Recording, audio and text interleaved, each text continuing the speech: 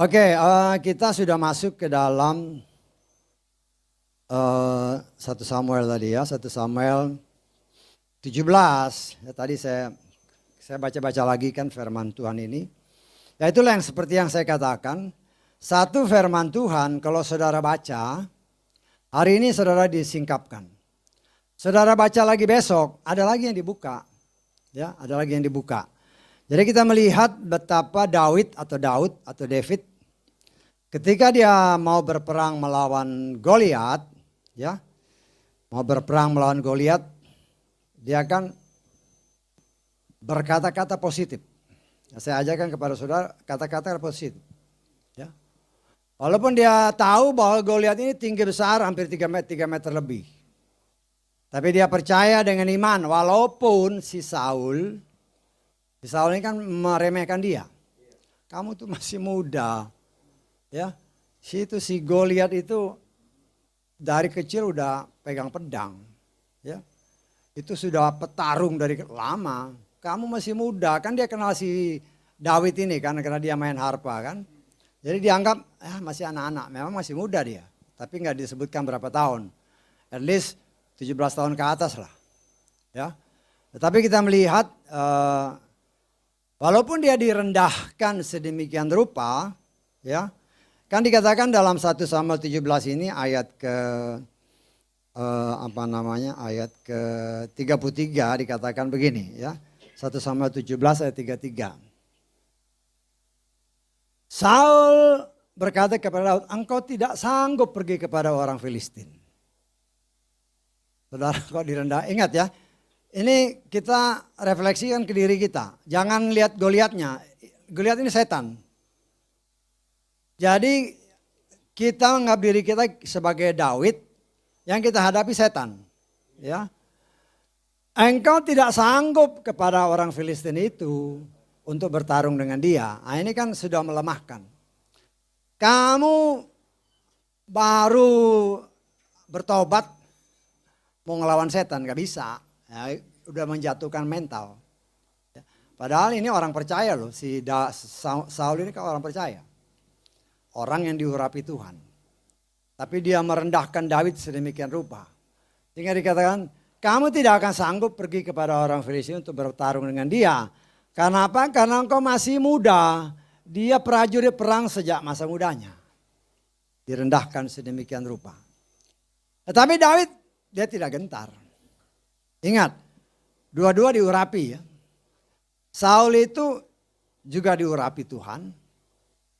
Tetapi karena ketidaktaatannya, maka roh Bapa Yahweh meninggalkan dia. Tapi kalau nanti kita masuk terus lebih dalam, Bapa Yahweh tetap mengawasi dia. Ya, bahkan nanti kalau saudara lihat, kita lengkap sedikit lah ya. Kita lengkap sedikit di dalam 1 Samuel 19 ayat ke-22 mulai. Sini maksudnya hanya mau memperlihatkan bahwa Tuhan masih tetap beracara dengan Saul. Lalu ia atau Saul pergi ke Rama dan datang ke perigi besar di Seku. Saul bertanya serta berkata, di manakah Samuel dan Daud? Dia rencana untuk membunuh Daud ini ya. Jadi dia datang sendiri. Seorang berkata, lihatlah dia di Nayot di Rama. Lalu ia pergi ke sana, ke Nayot di Rama. Roh Elohim turun ke atas dia. Roh Yahweh turun ke atas Saul. Artinya dia masih peduli dengan Saul. Ya. Dan selanjutnya dia pergi dan bernubuat sampai dia datang ke Nayot. Dia pun menanggalkan jubahnya, dia juga bernubuat di hadapan Samuel. Dia rebah telanjang sepanjang hari dan sepanjang malam. Oleh karena itulah mereka berkata, apakah Saul juga termasuk di antara nabi-nabi? Ya, walaupun Bapa Yahweh atau roh Bapa Yahweh sudah undur dari dia. Tetapi ketika Saul datang, sebenarnya untuk nyari si Daud ya, untuk mau bunuh si Daud. Tetapi ketika dia datang, dia ada di kumpulan para nabi. Ternyata dia bernubuat. Roh Bapa Yahweh masih menjamah. Artinya Itulah kasih Tuhan. Ya, jangan anggap kita lebih baik dari Saul, belum tentu loh. Ya, kita sudah diurapi, tapi bisa aja kita berdosa. Nah, kalau berdosa jangan seperti Saul, nggak mau minta ampun. Nggak mau minta ampun dia. Kalau dia sungguh-sungguh minta ampun, Tuhan itu kan pengasih. Tetapi tidak ada ayatnya yang mengatakan bahwa dia sungguh-sungguh menyesal, dia sungguh-sungguh bertobat, dia minta ampun. Nggak ada ayatnya. Sama seperti siapa? Sama seperti nenek moyang kita. Si Adam dan Hawa. Kalau saudara baca kita Kejadian 3, tidak ada satupun ayat yang menyatakan Adam dan Hawa menyesal dan minta ampun. Tidak ada. Tidak ada ayatnya. Jadi tabiat ini sudah ditanam oleh setan kepada leluhur kita. Ya kadang-kadang kalau kita bersalah tapi gengsi kan minta ngaku kan. Betul. Kadang-kadang saya juga salah, kadang-kadang gengsi mau minta maaf, minta ampun ya. Ya. Itulah karakter yang dari atas. Ya. Tetapi di sini nanti kita lihat ya, nanti kita lihat bagaimana Tuhan bekerja. Ya. Walaupun Daud direndahkan sedemikian rupa, tapi dia tetap berpikiran positif. Saudara dan saya mungkin bisa direndahkan oleh orang. Kamu tuh apa? Ya. Ingat bahwa kita sudah diurapi Tuhan. Roh Bapa Yahweh sudah dianugerahkan bagi kita. Roh Bapa Yahweh percayalah bahwa dia ada di dalam kita. Sehingga 1 Yohanes pasal 4 ayat 4 dikatakan. Coba kita lihat ya.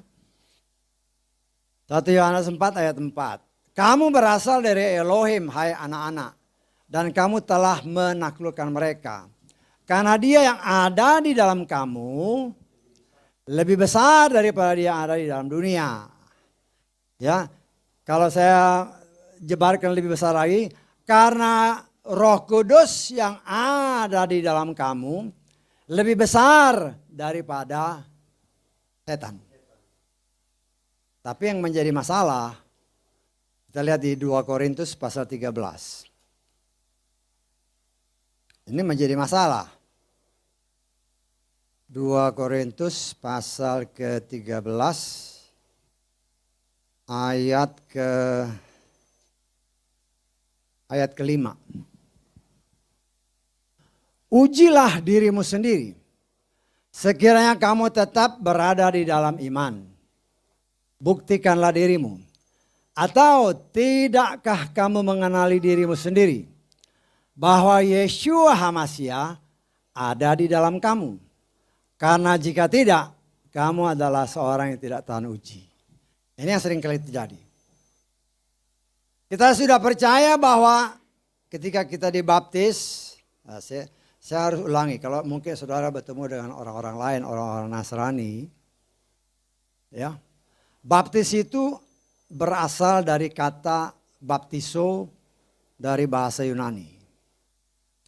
Baptiso artinya selam. Kalau ada orang-orang Nasrani bilang, oh saya sudah dibaptis percik. Percik itu bukan baptis. Bisa ditangkap ya? Percik itu bukan baptis. Jadi kalau mereka bilang percik, itu bukan baptis. Itu percik ya, percik aja, diciprat aja. Itu bukan dibaptis. Ya. Nah di sini kita harus melihat bahwa setelah kita dibaptis dengan benar juga jadi patokan ya. Karena ada orang yang baptis pakai bendera, walaupun selam ya, selam ada yang pakai bendera, ada yang pakai nama Bapa, Anak dan Roh Kudus. Ya, Bapa itu bukan nama, Anak bukan nama, Roh Kudus bukan nama. Ya, nah kita harus pakai nama yang benar, yaitu Yeshua Masiah. Ya, nah, saya nggak tahu ya Bapak Ibu yang baru ya.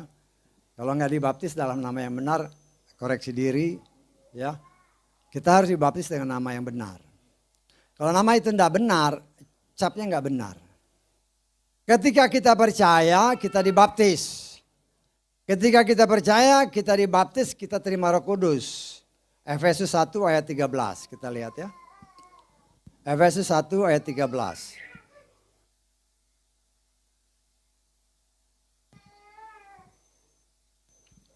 Di dalam Dia pula kamu yang mendengar firman kebenaran, yaitu Injil keselamatanmu, di dalam Dia pula karena percaya.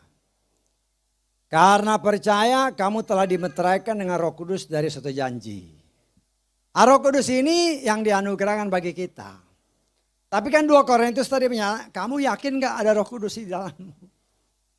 Kalau engkau ragu-ragu, kau gak tahan uji.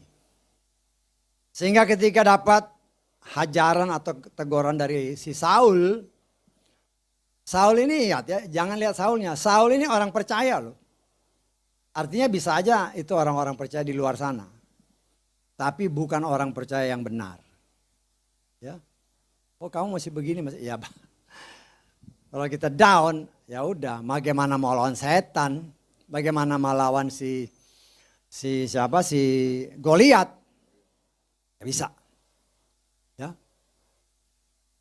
Saudara dan saya sudah dilatih oleh Tuhan sama seperti Daud. Sebelum Daud melawan Goliat, Tuhan sudah melatih dia berperang melawan singa dan melawan beruang. Saudara dan saya sudah dilatih Tuhan dengan berbagai macam permasalahan. Permasalahan itu kan singa, permasalahan itu beruang. Ya. Tetapi di dalam menghadapi permasalahan, karena kita mengandalkan Dia, kita menang. Bagaimana kita bisa menang? Karena Bapak Yahweh, bukan karena kita. Ya. Tapi kalau belum udah ciut, ya udah habis. Ya. Jangan pikir bahwa Daud itu nggak takut ya, ada ketakutan. Tetapi karena dia diurapi Tuhan, pokoknya aku percaya Yahweh yang sudah menolong aku, menyelamatkan aku dari cakar singa dan cakar beruang, Dia juga akan menyelamatkan aku ketika aku melawan si Goliat. Nah, kita juga harus punya pendirian seperti itu. Ya. Goliat itu seperti kondisi sekarang kan. Yang namanya COVID ini kan.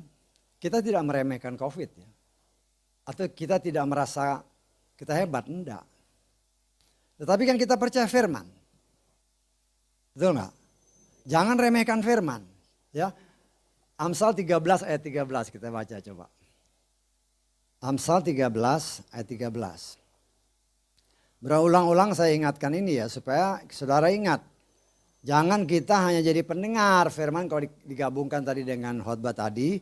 Jangan kita hanya mendengar tapi kita juga melakukannya. Siapa yang meremehkan firman akan binasa. Tetapi siapa takut pada perintah dia akan dipahalai. Ya. Jadi kan gimana? Apakah kita meremehkan firman atau tidak? Kalau kita meremehkan firman Tuhan, ya kita memposisikan diri kita dalam situasi yang sangat berbahaya. Meremehkan kan berarti anggap enteng kan? Atau merendahkan Tuhan. Betul nggak? Karena firman itu kan Tuhan sendiri. Ya, kita lihat dalam Bilangan pasal 14 ayat 11.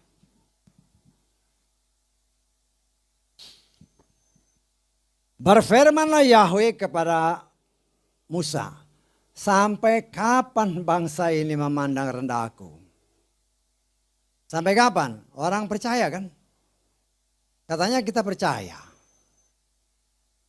Percaya bahwa Tuhan sanggup membela saudara dan saya melawan si Goliat yang berkuasa hampir di seluruh muka bumi saat ini.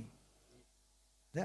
Jangan remehkan firman. Firman yang mana? Kita lihat kan. Keluaran 23 ayat 25 dan 26. Keluaran 23.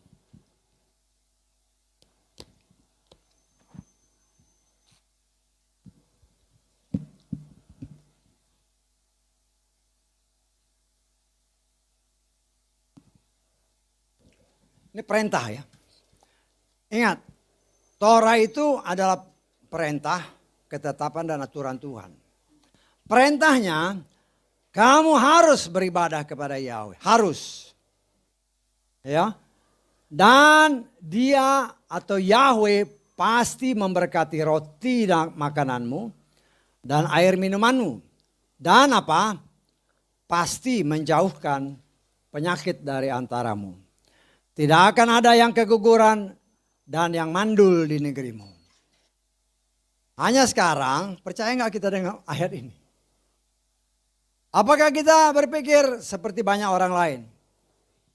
Bukan sok gagah-gagahan ya, bukan. Tapi di sinilah iman kita juga diuji. Apakah kita meremehkan firman ini? Kan dia bilang nih, Bapa Yahweh yang berjanji. Dia akan menjauhkan sakit penyakit. Bagaimana caranya? Itu urusan Tuhan. Tetapi kita jangan sok-sokan. Udah tahu umpamanya orang ada yang positif sakit. Mulai di rumah kita main semau gua aja nggak bisa. Ya pakailah protokol kesehatan yang benar. Bukan sok gagah-gagahan ya. Tetapi kita pakai hikmat. Ya, jangan kan ada firman Tuhan katanya jangan kita udah tahu itu bisa celaka, main terabas aja ya. Itu berarti juga meremehkan firman. Jangan remehkan firman dan jangan rendahkan Tuhan. Kita belajar untuk taat dan setia kepada firman. Saya katakan kepada saudara, saya ingatkan berkali-kali, orang yang taat belum tentu setia kepada Tuhan. Betul nggak? Kita bisa taat beribadah. Tapi apa kita setia melakukan firman? Belum tentu. Tetapi kalau kita setia kepada firman, di dalam firman kan ada perintah ini. Makanya saya katakan orang yang setia pasti taat kepada Tuhan. Tetapi orang yang taat belum tentu setia. Ya. Nah, di sini kita melihat kegagalan daripada Saul. Dia nggak taat, apalagi setia. Dia nggak taat dan dia nggak setia. Karena itu roh bapaknya meninggalkan dia. Dan tanpa dia menyadari. Setan ini kan selalu cari celah kan. Setan ini cari celah. Karena setan juga mendengar apa yang dikatakan oleh Samuel kepada Daud. Ya. Setan mendengar apa yang dikatakan Samuel kepada Daud. Di dalam kitab Samuel 1 Samuel 15 ayat kita baca ayat 28 lah. Samuel berkata kepada Saul, Yahweh telah mengoyakkan kerajaan Yesrael darimu pada hari ini. Dan telah memberikan itu kepada orang lain yang lebih baik daripadamu. Jadi ingat ya, setan itu tidak maha tahu. Tetapi dari perkataan ini dia tahu. Oh berarti Tuhan sudah mempersiapkan satu. Bisa ditangkap ya. Setan bukan maha tahu. Tetapi dia bisa dengar perkataan para nabi. Dia bisa dengar perkataan pengkhotbah. Nah, dia bisa kira-kira. Ya. Dia tahu bahwa ini kelihatannya si Daud ini yang memang dipilih Tuhan. Apa yang direncanakan Tuhan berusaha digagalkan oleh si setan. Nah, Tuhan sudah sedang membuka jalan bagi Daud.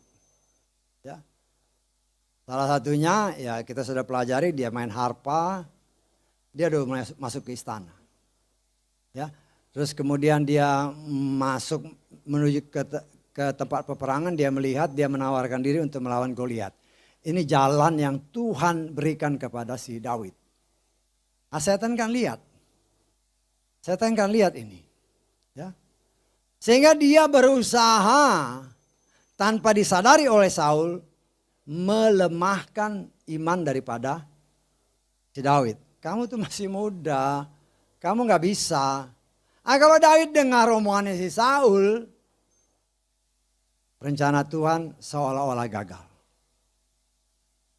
Tetapi ya Ayub pasal 42 kita lihat ya, ayat ke berapa itu? Ayat kedua. Ayub pasal ke-42 ayat 2. Aku mengetahui bahwa engkau dapat melakukan segala sesuatu. Perhatikan ayat berikutnya. Tidak ada rencana Yahweh yang gagal. Setan berusaha menggagalkan rencana Bapa Yahweh untuk mulai mengangkat Daud dengan memakai orang yang pernah diurapi, yaitu Saul. Nah, artinya kita juga harus jaga-jaga, harus lihat. Ya.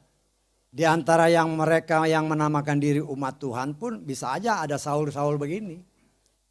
Yang mulai coba-coba menggoyahkan iman kita. Ya.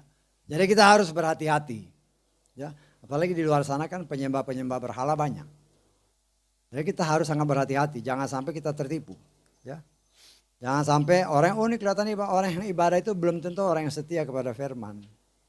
Nah, jadi di sini kita melihat bahwa setan berusaha menggagalkan, tetapi Roh Bapa Yahweh menguatkan si Daud.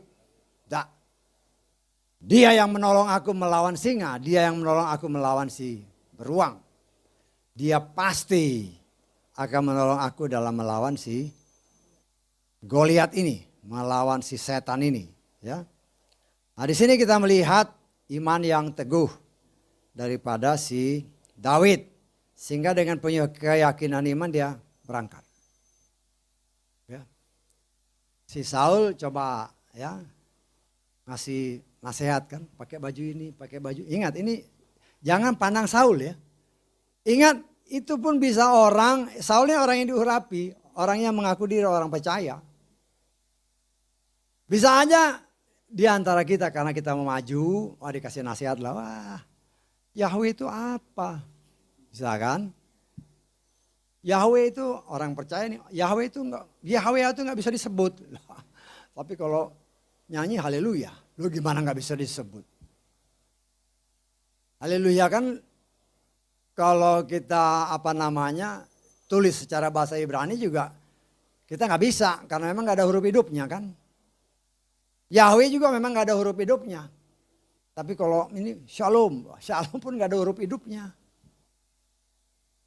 Nah kalau kita ya inilah mungkin nggak ke sana, kita lihat di berita-berita.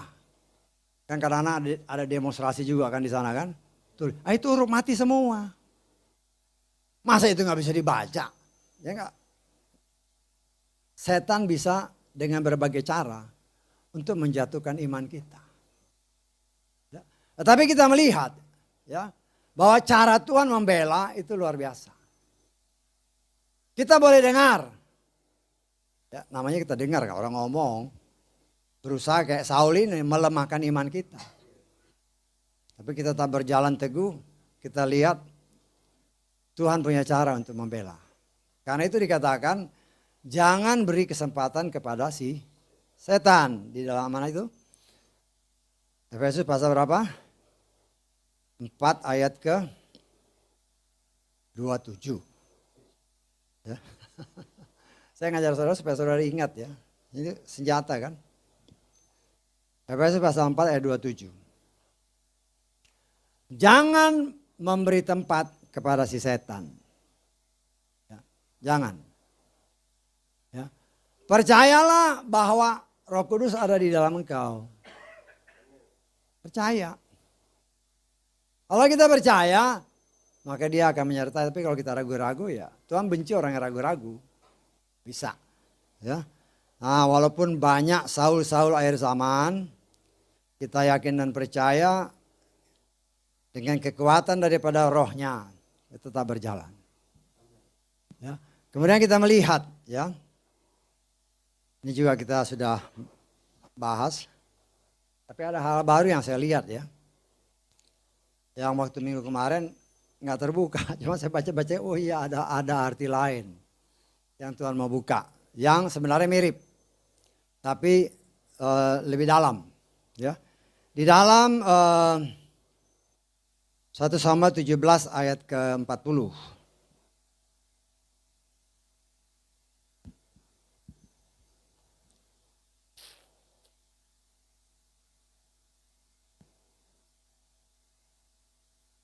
Lalu Daud membawa tongkatnya. Tongkat berarti kuasa. Dibawa. Ya. Di tangannya. Nah di tangan ya. Berarti ada kekuatan di tangan. Kuasa Tuhan yang diberikan. Memilih baginya 5 batu. Yang licin. Ya. Dari sungai. Ini ada artinya. Ternyata ada artinya. Saya lihat, oh ada artinya. Ya. Bukan batu yang kotor. Batu yang licin. Berarti bukan kotor. Bukan firman yang kotor, tapi firman yang murni. Firman yang murni. Kita tahu 5, kita sudah belajar kan. Kejadian, Keluaran, Imamat, Bilangan dan Ulangan. 5. Apa itu? Torah. Torah. Torah. Dari semua 66 kitab, hanya 5 ini yang Tuhan sendiri tulis ya. Itu Tuhan sendiri yang tulis. Jadi firman yang murni. Firman yang nggak ada kotorannya, yang licin. Ya, air aliran sungai. Kita lihat di dalam Amos pasal ke-5. Ayat ke-24.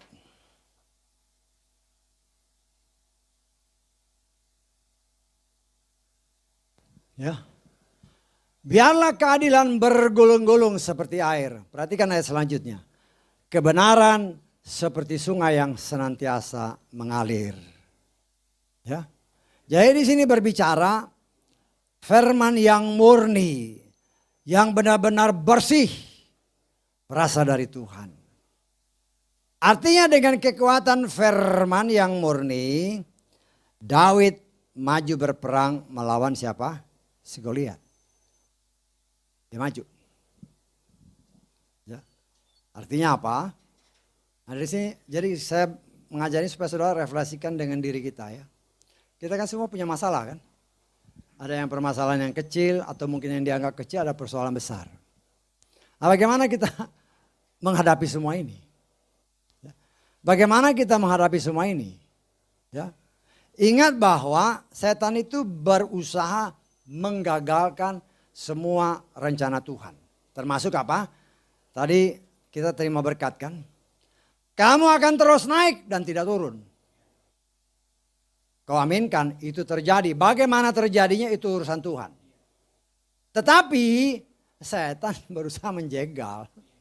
Itu kerjaan dia memang. Supaya wah saya udah begini-begini kok tetap aja. Nah, mulai menggerutu. Engkau mulai menggerutu ya gagallah rencana Tuhan. Tapi kitab Ayub tadi rencana Tuhan gak mungkin gagal. Hanya mungkin jadi tambah panjang. Ya. Bangsa Israel dikatakan oleh Tuhan, kamu akan pergi ke tanah Kanaan, tanah perjanjian. Yang sudah Tuhan janjikan kepada Bapa Abraham, Yitzhak dan Yakub. Keluar dari perbudakan, keluar dari Mesir. Mereka keluar. Selama kurang lebih 2 tahun dalam perjalanan. Sudah sampai di perbatasan kan. Mulai lihat masalah. Melihat masalah. Akhirnya ragu-ragu. Akhirnya melawan firman Tuhan. Meremehkan firman Tuhan. Merendahkan Tuhan. Kan tadi dalam kitab Amsal sama kita bilang kan. Meremehkan, merendahkan. Gimana? Tuhan udah janji, kalau Tuhan sudah janji, cara Tuhan untuk melakukannya. Jangan rendahkan, jangan remehkan. Karena mereka meremehkan dan merendahkan firman, harusnya 2 tahun mungkin udah masuk. Akhirnya dia jadi berapa tahun? 40 tahun muter. Tapi ingat, rencana Tuhan harus jadi. Hanya orang yang menggerutu ini, 603.550 orang. Ditambah berapa? Sekitar 22.000 orang Lewi yang berumur 20 tahun ke atas. Yang pernah keluar dari tanah Mesir. Hanya 2 orang yang masuk. Yosua dan Kaleb. 603.550 orang ditambah orang Lewi sekitar 20 ribuan. Karena kan 22 ribu itu semua. Dari bayi sampai dewasa. Kalau umur 20 tahun ke atas ya katakanlah 20 ribu. 603.550 ditambah 20 ribu. Hanya 2 yang masuk. Tidak termasuk Musa. Tidak termasuk Harun. Nah, kita refleksikan diri kita lagi dengan ayat-ayat firman ini. Berapa penduduk dunia sekarang? Katakanlah 7 miliar. Sekarang kita coba main hitung-hitungan. Artinya kita mencoba, bukan mengoreksi, merefleksikan diri kita. Ya, merefleksikan diri. Katakanlah kita ambil 600 ribu lah. 600 ribu yang masuk cuma 2. Jadi berapa banding berapa itu? 1 berbanding 300 ribu kan? Betul nggak? 600 ribu banding 2. Jadi 300 ribu banding 1 kan? 1 orang ya berbanding 300 ribu. Berapa penduduk dunia sekarang? Katakanlah supaya gampang-gampang 6 miliar lah. 6 miliar dibagi 300 ribu berapa yang masuk? Saudara bayangkan artinya betapa suci dan salehnya kita harus hidup. Kita tidak sanggup dengan kekuatan sendiri, impossible, nggak bisa. Karena itu dikasih Roh Kudus, ayo ini. Roh Kudusnya yang mengajar kita, yang mengingatkan kita akan firman. Yang mengingatkan kita ada masalah, ada Goliat-Goliat zaman sekarang ini, jangan takut. Banyak orang sekarang yang takut kan.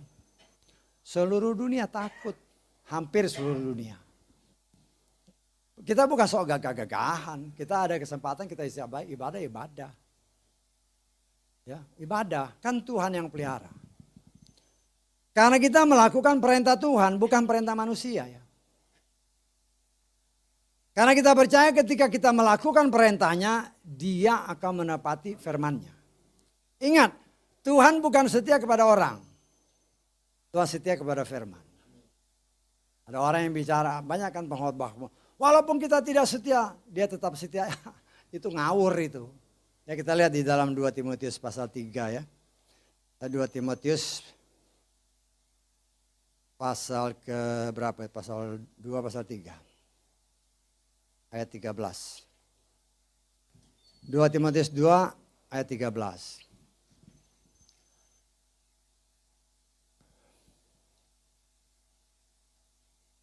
Jika kita tidak setia, nah dia tetap setia hanya ayat-ayat ini.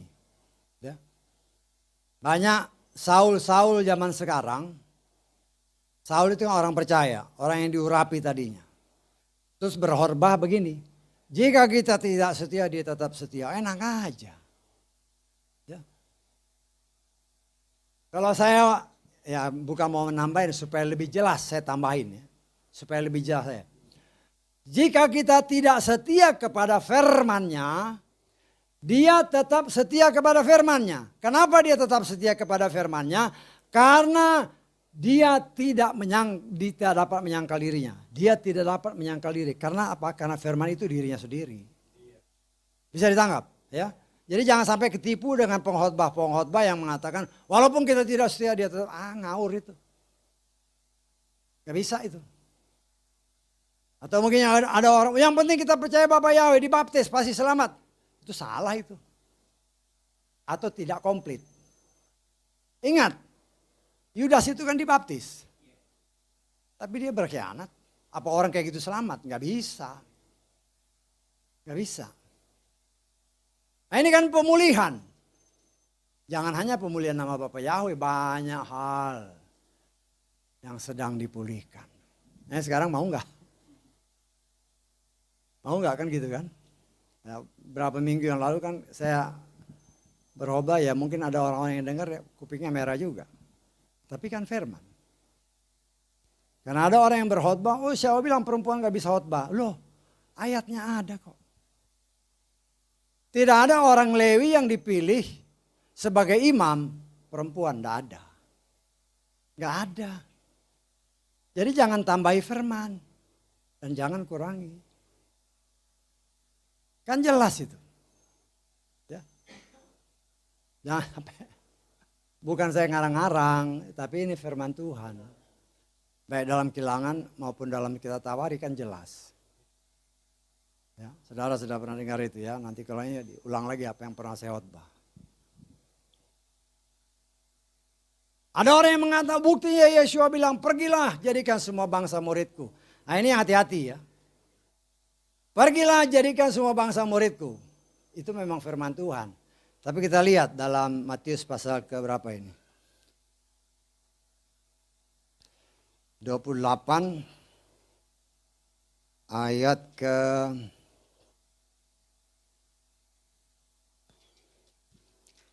19. Saya harus beritakan supaya saudara jangan sampai ketipu ya.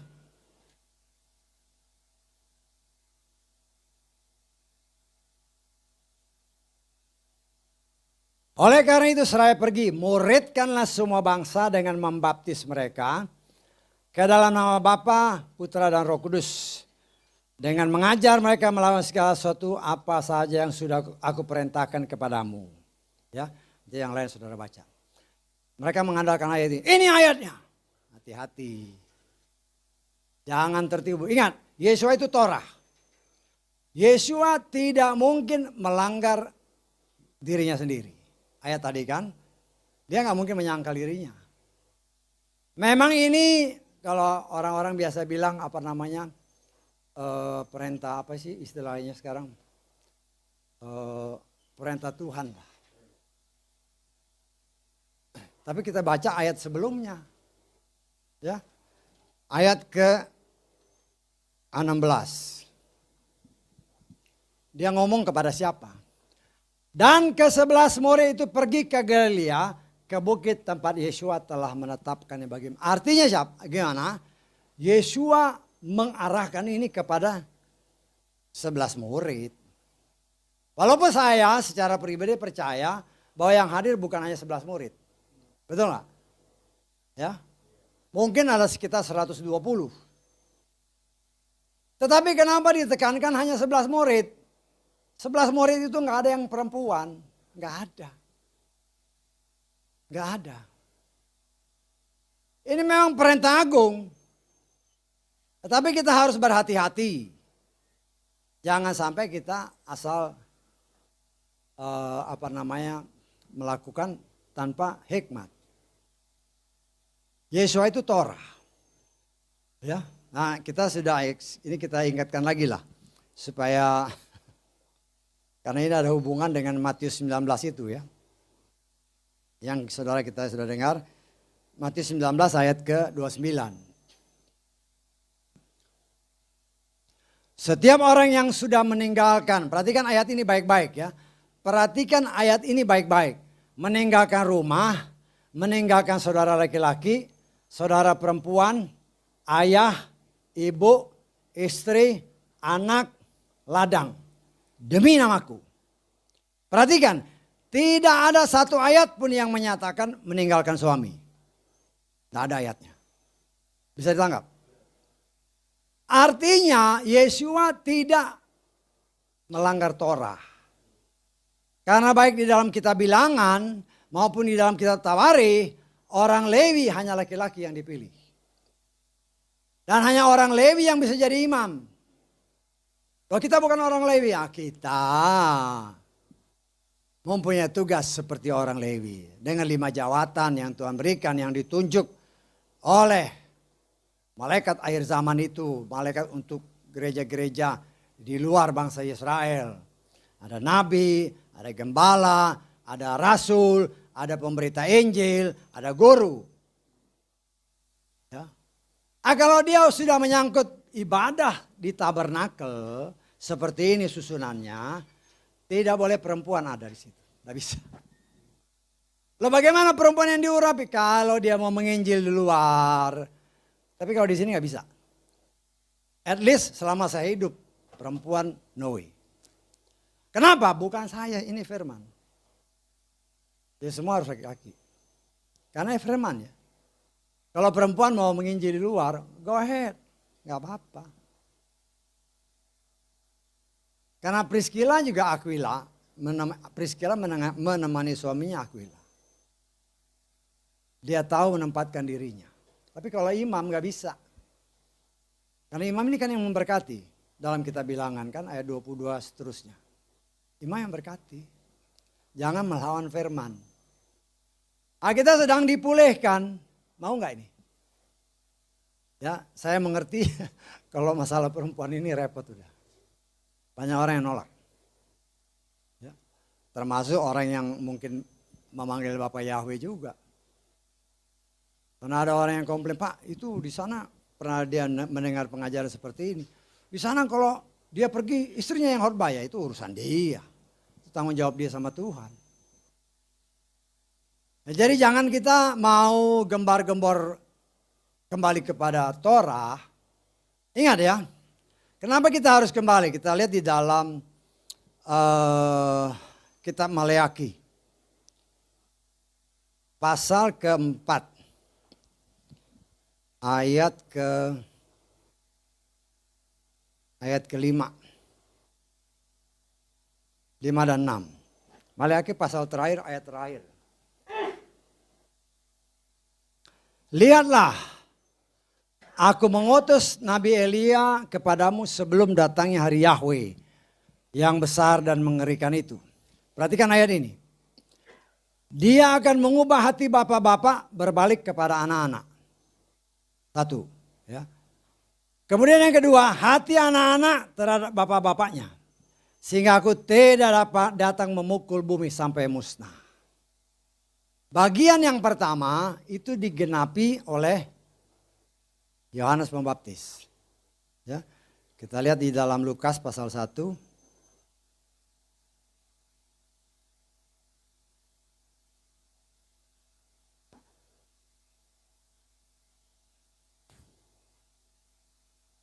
Ayat ke-17. Ya.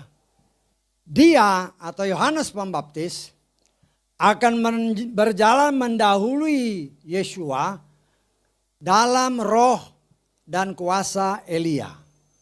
Untuk mengembalikan apa? Hati bapak-bapak kepada anak-anaknya. Itu tugas yang pertama. Tapi tugas yang kedua, mengembalikan hati anak-anak kepada bapaknya belum. Zaman Elia sangat bertentangan dengan Isabel yang berkuasa. Betul? Zaman Yohanes Pembaptis, dia menentang Herodias. Begitu juga akhir zaman. Ya. Pengajaran seperti ini, kalau disinggung masalah perempuan, kita kan sudah belajar hak asasi manusia. Boleh dong. Boleh, boleh aja. Boleh, terserah. Tapi kalau engkau di ruangan tempat ibadah yang sudah komplit, ada gembalanya, ada, harap perempuan tahu menempatkan diri.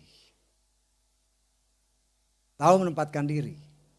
Saya nggak anti perempuan, istri saya perempuan, ibu saya perempuan.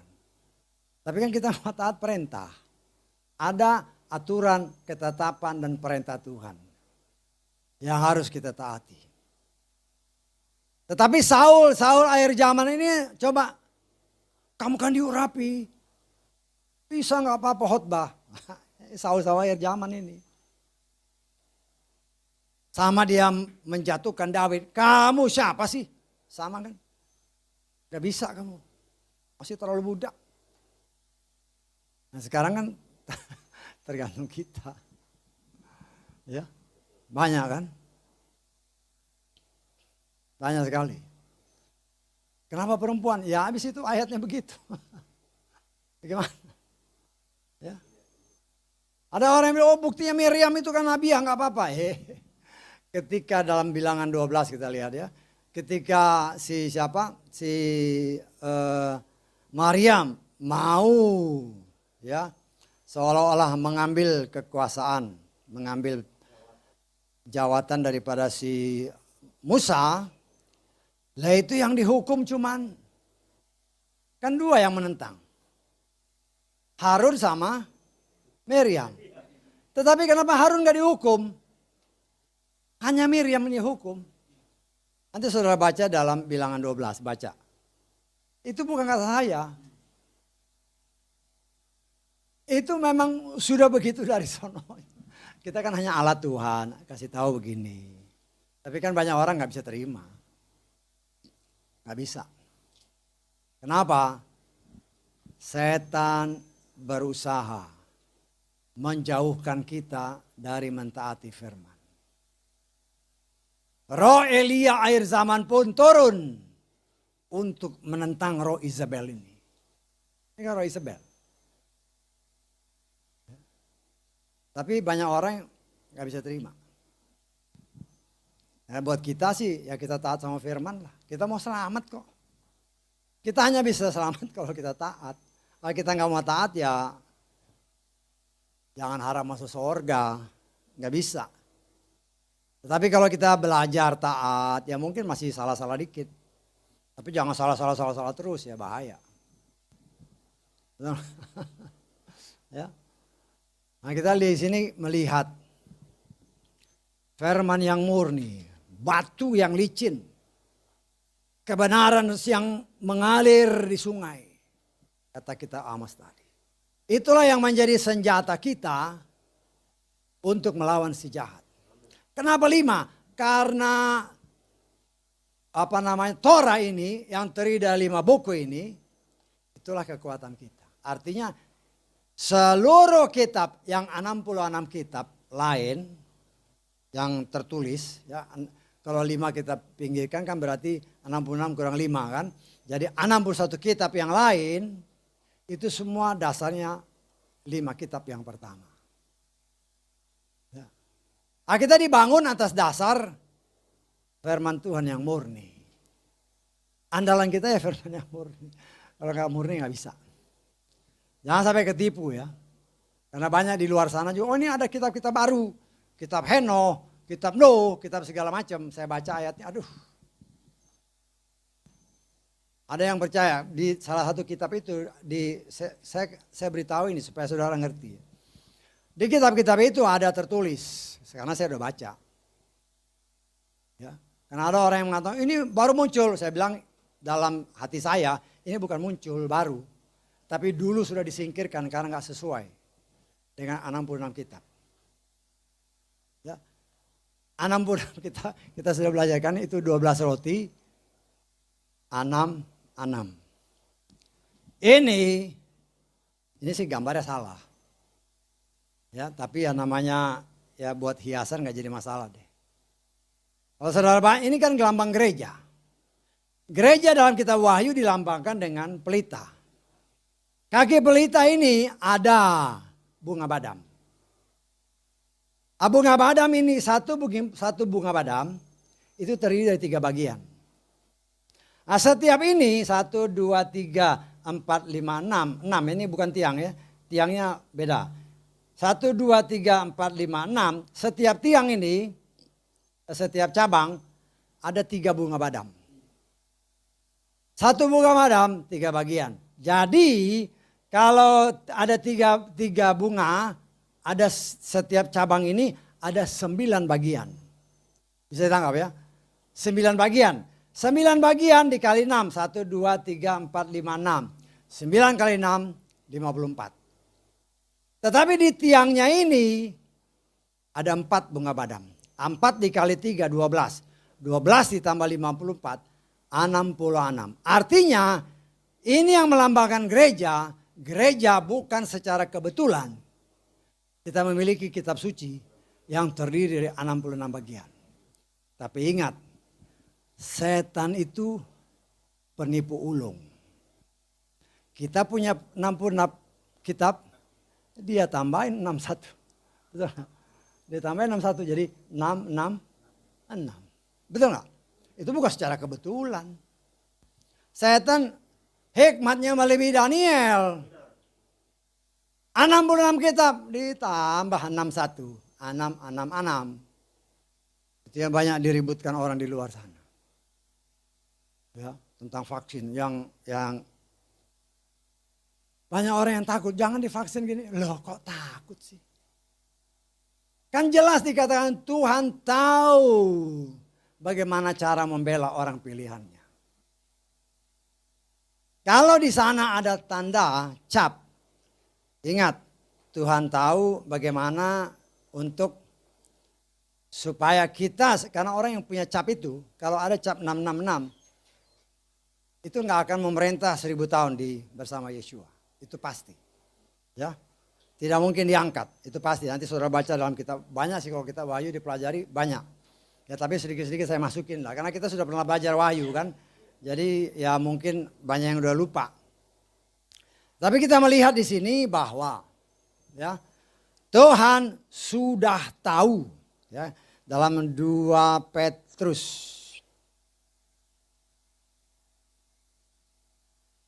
ayat pasal 2 ayat 9. Jangan remehkan ini ya. Jangan remehkan ini. Yahweh sudah tahu bagaimana melepaskan orang-orang saleh. Kalau cap itu adalah 666, kalau seandainya vaksin itu adalah tanda 666, dan saudara dan saya adalah orang pilihan Tuhan, maka Tuhan tahu bagaimana supaya jangan kita sampai dicap dengan tanda itu. Bagaimana cara itu bukan urusan kita. Oh kita nggak tahu kok. Kita nggak tahu, tapi Tuhan tahu. Jadi jangan khawatir, ngerti ya? Jangan khawatir. Banyak orang yang khawatir, loh kok khawatir sih? Karena ada ayatnya yang membela kita. Nah, Tuhan setia kepada firman. Nah, kita aminkan aja firman Tuhan. Bagaimana itu caranya? Itu bukan urusan kita. Urusan kita ya belajar melakukan firman Tuhan dengan benar. Ya. Karena Saul akhir zaman ini banyak ya untuk berusaha menjatuhkan orang-orang pilihan Tuhan. Nah, kita melihat sini firman yang murni. Hanya itu yang dapat mengalahkan si Goliat, si setan. Ya, bagaimana caranya itu bukan urusan kita. Daud kerjanya ambil umban, dia ayun-ayun dia lempar. Apa dia yang ngarahin? Enggak, bukan dia yang mengarahkan. Oh ini ketutup semua. Ketutup besi semua ketutup kan. Siapa yang mengarahkan? Ya Tuhan yang mengarahkan. Plek, langsung tes tadi sini. Ini kan uratnya. Tok.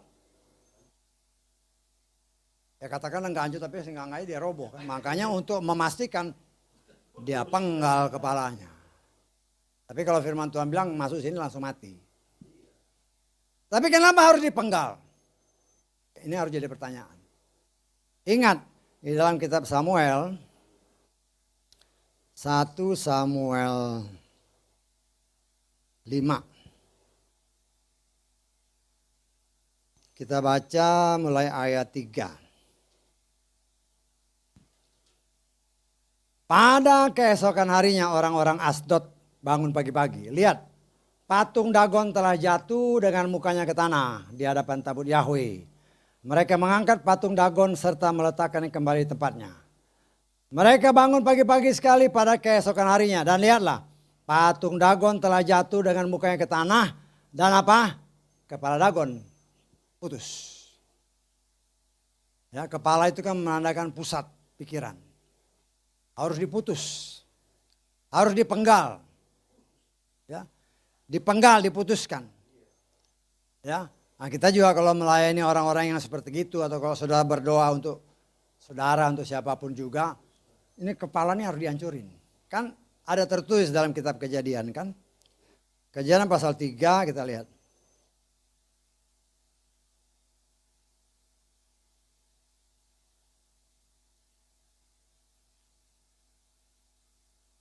Kejadian pasal 3 ayat ke 15. Aku akan mengadakan permusuhan antara engkau dengan wanita ini.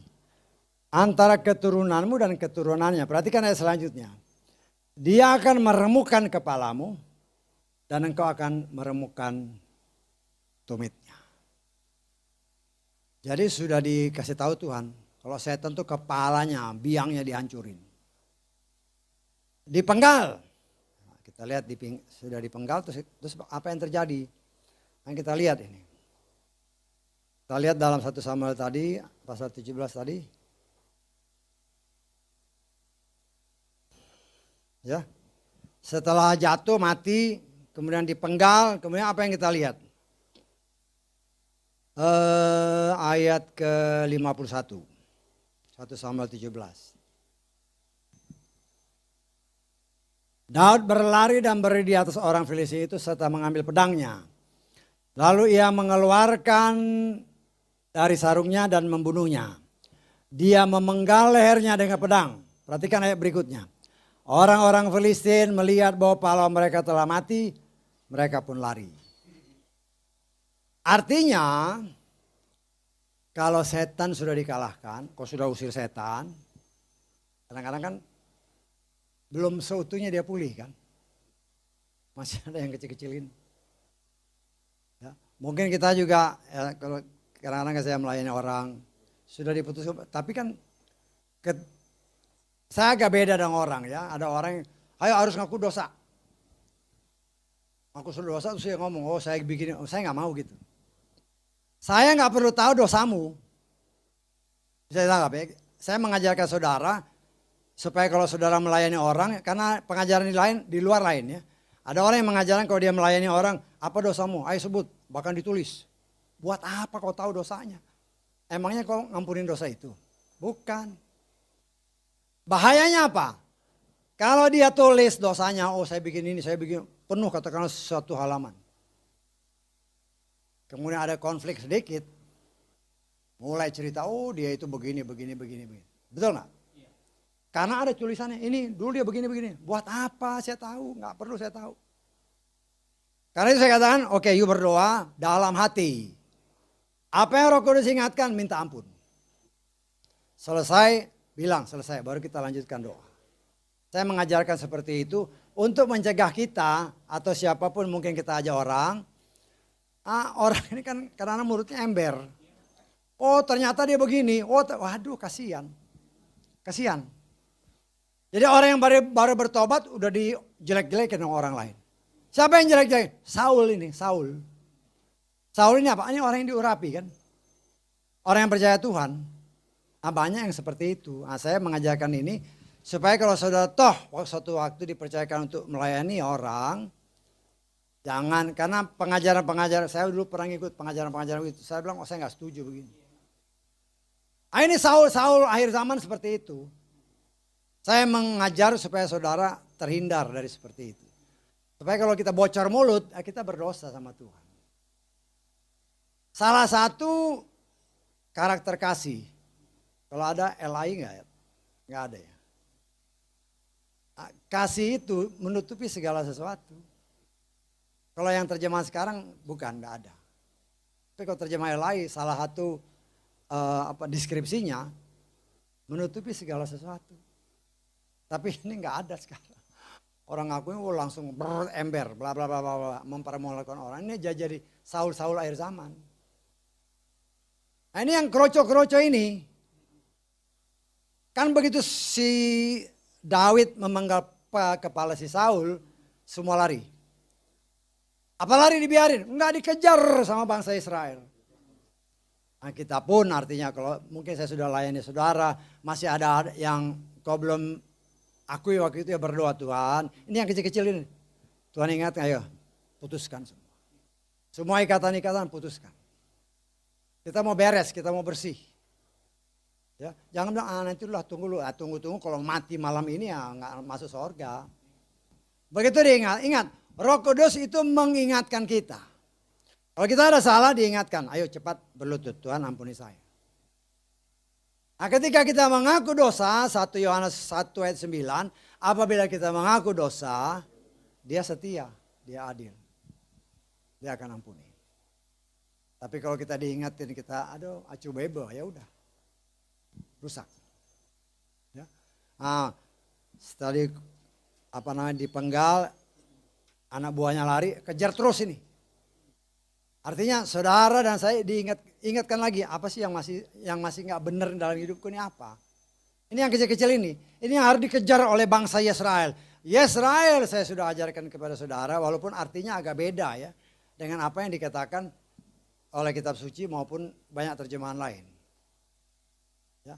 Yesrael arti sebenarnya adalah Yesrael itu berasal dari kata Yasar El. Yasar itu lurus, suci. Artinya jalan Tuhan, El itu Tuhan. Yasar El artinya jalan Tuhan yang lurus. Kan tadi di dalam pemberkatan kan yang tidak menyimpang ke kiri ke kanan. Nah kita jalannya lurus. Dengan pertolongan Roh Kudus kita dapat berjalan lurus. Nah, saya percaya bila kita mau namanya belajar ya.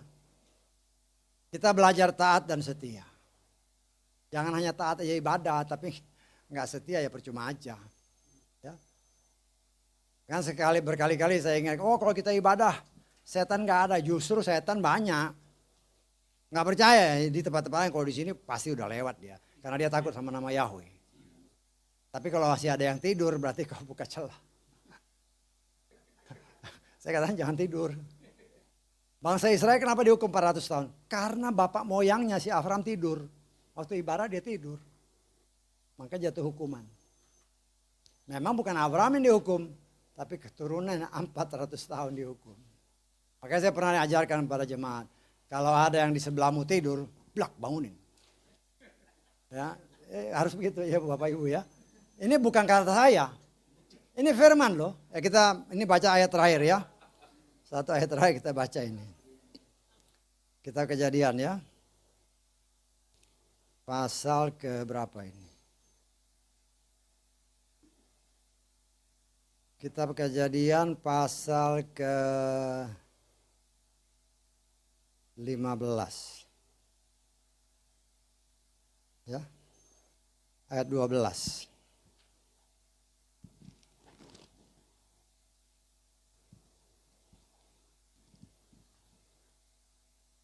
Ketika matahari mulai terbenam maka rasa kantuk. Kalau dalam terjemahan aslinya bukan kantuk ya.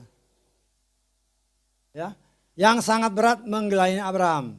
Jadi Abraham itu tidur. Ada nggak terjemahan bahasa Inggris saja lah. Ya. And when the sun was going down, a deep sleep. Tidur dia. Bisa ditangkap ya? Deep sleep tidur dia. Tidurnya nyenyak lagi. Ya, nah kita balik lagi. Kita balik lagi. Ketika dia tidur, ya rasa takut terhadap kegelapan yang meliputi Abraham. Dia berfirman kepada Abraham, ketahuilah, sungguh-sungguh bahwa benihmu akan menjadi pengembara di negeri yang bukan kepunyaannya, dan mereka akan melayani bangsa itu. Sebaliknya, sebaliknya bangsa itu akan memperbudak mereka selama 400 tahun. Banyak orang Nasrani yang nggak tahu kenapa bangsa ini diperbudak. Ini karena bapak moyangnya ngantuk. Bapak moyangnya tidur. Karena itu kalau kita sebagai orang tua, engkau ini kan bukan Abraham yang dihukum kan. Keturunannya dihukum. Kalau engkau tidak mau keturunanmu menerima kutukan karena kau tidur, jangan tidur. Kalau tidur mendingan keluar. Ya, karena kau ibadah. Beribadahlah kepada Tuhan dengan hormat dan takut. Itu firman loh. Firman. Nah, kalau ngantuk berarti kan ada AC begini kan sepoi-sepoi, setan mata mulai main mata. Ya, kita harus ada hikmat ya supaya jangan sampai kita tertidur.